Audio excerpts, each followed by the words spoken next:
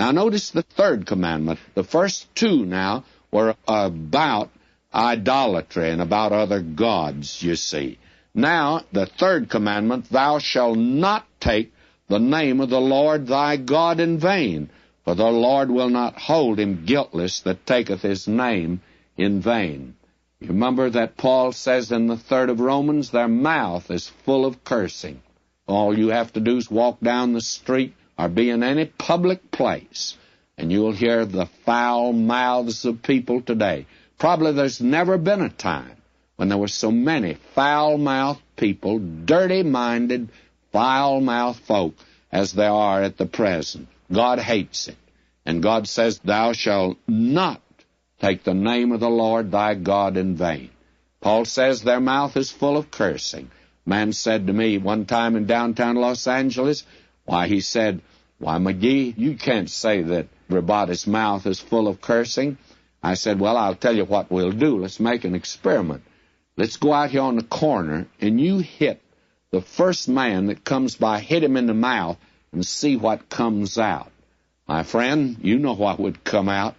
Have you noticed that all of these commandments are negative that we've had here so far?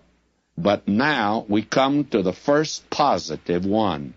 Keep the Sabbath day to sanctify it as the Lord thy God hath commanded thee.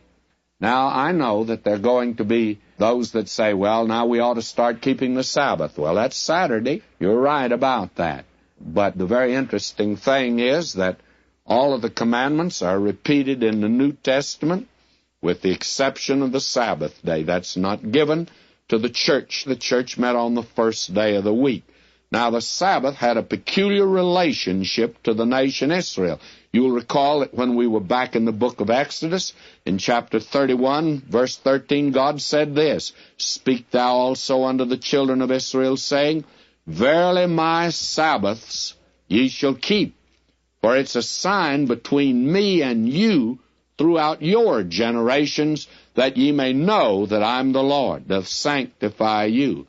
And in verse 16 he says, wherefore the children of Israel shall keep the Sabbath, to observe the Sabbath throughout their generations for a perpetual covenant. That was given to the nation Israel.